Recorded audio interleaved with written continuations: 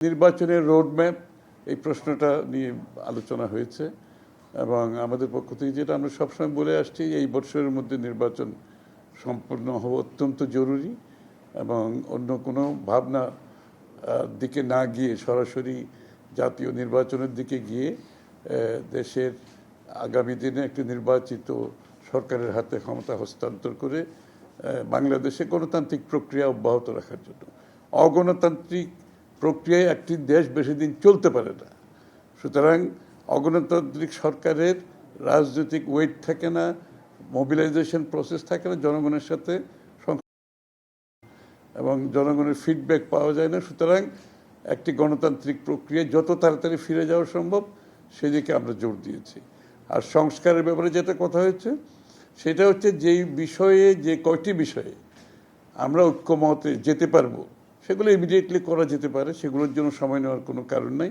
আর যেগুলোতে ঐক্যমত হবে না সেগুলো আগামী দিনে নির্বাচনে প্রত্যেকটি দল জনগণের কাছে নিয়ে যাবে, তাদের যে ম্যান্ডেট, তাদের যে প্রোগ্রাম নিয়ে যাবে। জনগণ ম্যান্ডেট নিয়ে জনগণের ম্যান্ডেট নিয়ে আগামী সংসদে সেগুলো পেশ করা হবে এবং সংসদে আলোচনা হবে, তর্ক হবে, বিতর্ক হবে এবং পাশ করা হবে।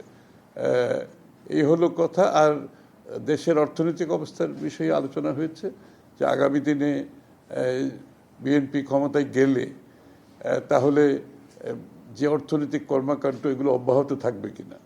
তো আমাদের পক্ষ থেকে পরিষ্কারভাবে বলা হয়েছে বিএনপির অর্থনৈতিক সফলতা সম্বন্ধে আমরা বলেছি এবং আগামী দিনে অর্থনীতিকে এই যে গর্তের থেকে বের করে তুলে আনার জন্য যে প্রোগ্রাম বিএনপি ইতিমধ্যে নিয়েছে এবং এই সরকারের সময় যদি কোনো অর্থনৈতিক কর্মকাণ্ড উদ্যোগ নেওয়া হয় সেটা অবশ্যই আমরা সমর্থন করব এবং বাংলাদেশের স্বার্থে সেই কার্য অব্যাহত থাকবে এবং আমাদের বিএনপির নিজস্ব প্রোগ্রাম আছে অর্থনীতির ক্ষেত্রে, সেগুলো আমরা অবশ্যই আগামী দিনে যদি জনগণ নির্বাচিত করে সেই কাজগুলো আমরা করব। ওদের বিনিয়োগকারীরা এখানে আসছে, জানতে চাচ্ছে আগামী দিনে, স্বাভাবিকভাবে এই জন্য আমরা বলেছি আমরা বিনিয়োগকারীদের স্বাগত জানাই, কারণ এটা বাংলাদেশের সাথে আমাদের বিনিয়োগের প্রয়োজনীয়তা আছে এবং আগামী দিনে বিএনপি ক্ষমতায় আসলে বিনিয়োগকারীদের স্বার্থে যে সমস্ত পরিবর্তনের দরকার সেগুলো বিএনপি ইতিমধ্যে তার কর্মসূচিতে নিয়েছে এবং সেগুলো আমরা পরিপূর্ণভাবে বাস্তবায়ন করব।